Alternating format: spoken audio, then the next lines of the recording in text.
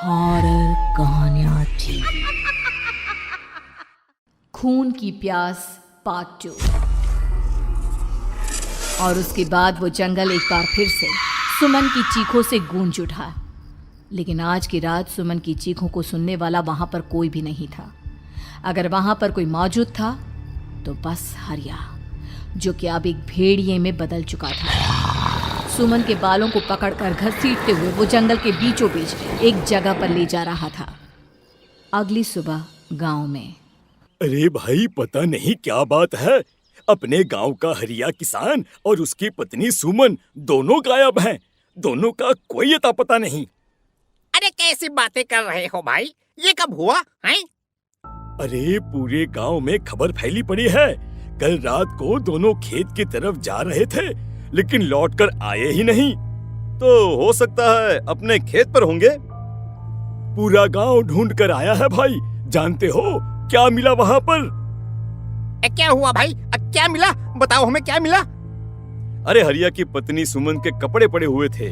शरीर का एक एक कपड़ा फटा हुआ झोपड़ी के बाहर पड़ा था, लेकिन दोनों पति पत्नी का कोई पता ठिकाना नहीं था।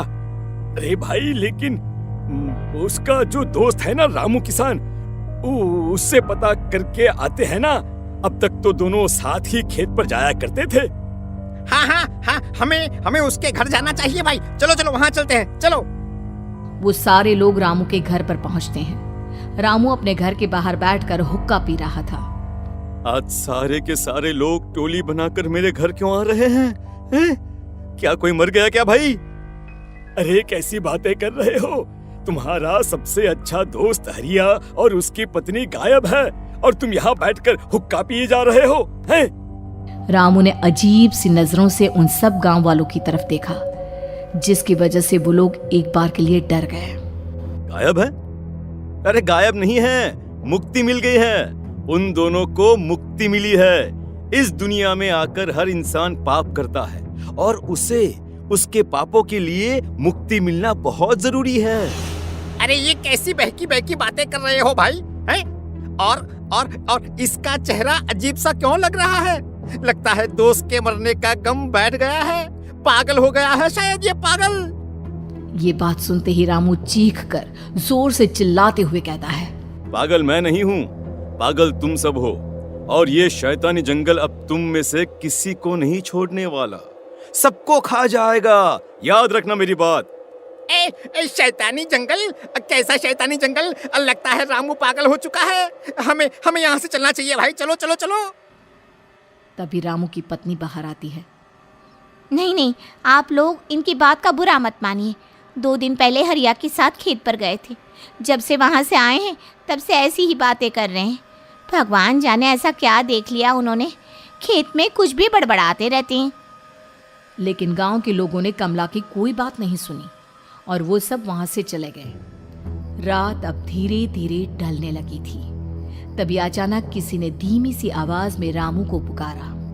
रामू, आ जाओ, मैं तुम्हारा इंतजार कर रहा हूँ। और सुनो, अपनी पत्नी को साथ लेकर आना, नहीं तो काम अधूरा रह जाएगा। ये आवाज सुनते ही रामू के चेहरे पर शैतानी मुस्कुराहट आ जाती है। वो धीमे कदमों से अपने घर के अंदर आता है। क्या हुआ? तबीयत ठीक है ना अब आपकी?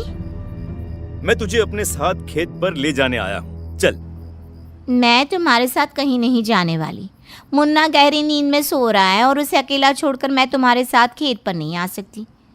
वैसे भी तुम्हारे उन खेतों में भगवान जाने कौन सा राक्षस घूम रहा है, मुझे तो डर लगता है। रामू गुस्से में दांत पीसता अपनी झोपड़ी से बाहर आ जाता है, और कमला गहरी नींद में अपने बच्चे के साथ सो जाती है। तभी अचानक रात को रामू की झोपड़ी के ऊपर एक साया वही गाना गुनगुनाते हुए घूमने लगता है, जो हरिया के मोबाइल में बजा करता था। मैं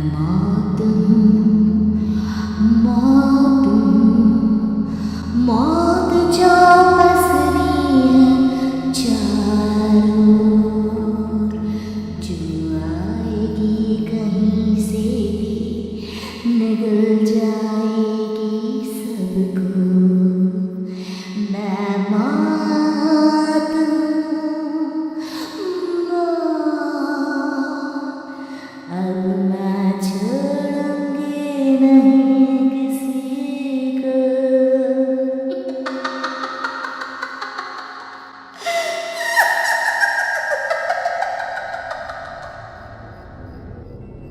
ये आवाज सुनकर रामू की पत्नी कमला की आंख खुलती है और वो देखती है कि उसका मुन्ना अपनी जगह से गायब था।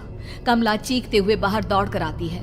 वहां पर उसने देखा कि रामू ने अपने बच्चे को झोपड़ी के बाहर एक पेड़ से उल्टा लटकाया हुआ था और उसका बच्चा चीख चीख कर रो रहा था।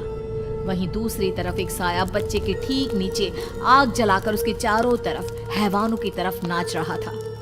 छोड़ दो मेरे बच्चे को। अरे क्या कर रहे हो तुम? शर्म नहीं आती तुम्हें? अपने ही बच्चे को इस तरह मौत के हवाले करते हुए। अपना बच्चा? किसने कहा ये मेरा बच्चा है? अरे ये तो उस रामू की औलाद है, इस गांव के किसान रामू की, और मेरी दुश्मनी इस गांव के हर इंसान के साथ है। क्या? कैसी बात कर रहे हो तुम? और ये औरत कौन है? ये मेरे बच्चे को खा जाएगी। तभी अचानक से उस साया ने एक बेहद खतरनाक दिखने वाली औरत का रूप ले लिया और उसकी आंखों से आग निकल रही थी। सही पहचाना तूने। मैं तेरे बच्चे को खा जाऊंगी। अगर तू अपनी इस हैवान पति रामू के साथ जंगल नहीं आए तो मैं तेरे बच्चे को खा जाऊंगी। लेकिन क्यों? आखिर क्या चाहती हो तुम मुझसे? मुझे जंगल क्यों ले जाना चाहती हो? औरत बुरी तरह से ठहाके मार मार कर जोर जोर से हंसने लगी और साथ में रामू भी। ये तो तुझे वहाँ चलने के बाद ही पता चलेगा ना। अगर तू नहीं आई तो थोड़ी देर में तेरा ये बच्चा आग में जलकर मर जाएगा। चल जल्दी। नहीं, मेरे बच्चे को छोड़ दो। तुम जहाँ कहोगे मैं तुम्हारे साथ चलने के लिए तैयार हूँ। और उसके बाद उस बच्चे को झोपड़ी में लिटाकर आगे आगे वो साया चल रहा था और उसके पीछे पीछे रामू अपनी पत्नी के बाल पकड़कर उसे घसीटते हुए जंगल की तरफ ले गया। जंगल में जाने के बाद, कितनी खूबसूरत हो तुम। आज की रात बस तुम और मैं एक दूसरे के साथ रहेंगे। मुझे तुमसे बहुत डर लग रहा है। तुम्हें क्या हो गया है? तुम तो बिल्कुल ठीक थे। वो होगा जो हमारे बीच होना चाहिए। तो आओ अपने आप को मेरे हवाले कर दो। कमला ने डर की वजह से अपनी दोनों आंखें कसकर बंद कर ली थी। रामू ने बुरी तरह से चीख कर कमला से कहा, आंखें खोलो अपनी और मेरी तरफ देखो। कमला ने जैसे ही अपनी आंखें खोली उसने देखा कि रामू एक खतरनाक खूनी हैवान में बदल चुका था। कौन हो तुम? जाने दो मुझे। क्या चाहते हो मुझसे? वही जो एक आदमी एक औरत से चाहता है। मैं तुम्हारा पति रामू नहीं बल्कि इस जंगल का एक भेड़िया हूँ और आज की रात तुम्हारे खून से अपनी प्यास बुझा जाऊं। और उसके बाद वो जंगल कमला की दर्दनाक चीखों से गूंज उठा। अगली सुबह कमला के कपड़े भी जंगल में उसी तरह पाए गए जैसे कि सुमन के पाए गए थे। इस घटना के बाद पूरे गांव में दहशत का माहौल था। अपने माँ बाप की मौत और गांव में हो रहे इस तरह की घटनाओं की खबर सुनकर किशन शहर से गांव लौट आया था। अपने माँ बाप की बेदर्द मौत की वजह से वो बहुत परेशान था। तभी अचानक उसे अपने घर में खाट के नीचे पड़ा हुआ वो मोबाइल फोन मिला जो उसने अपने पापा हरिया को गिफ्ट किया था।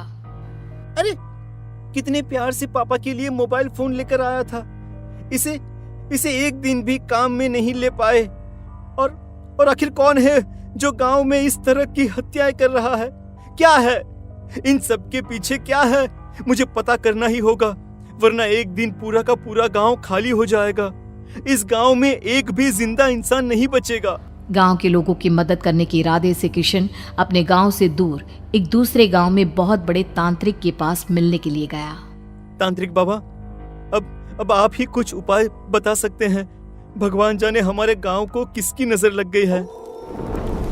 नजर नहीं लगी है, किसी ने तुम्हारे गांव को बद्दुआ दी है। किसी सताई हुई आत्मा का प्रकोप है और अब वो पूरे गांव में किसी को नहीं छोड़ेगी जब तक उसकी आत्मा को शांति नहीं मिल जाती।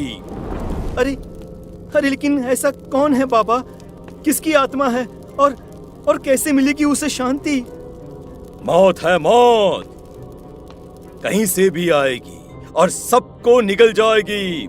इससे बचने का सिर्फ एक ही उपाय है, लेकिन उस उपाय को करना आसान नहीं होगा। जो भी उस उपाय को करने की कोशिश करेगा उसकी जान जा सकती है।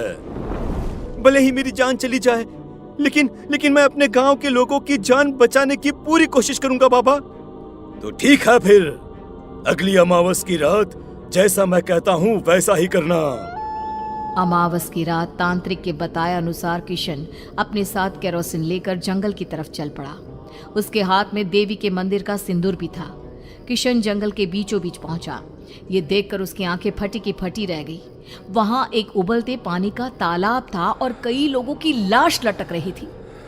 किशन के माँ बाप की लाश भी वहीं थी। माँ, बापू, क्या हो गया? ये क्या हो गया? तभी वहां पर एक औरत और आदमी आते हैं। उन्हें देखकर किशन चौंक जाता है।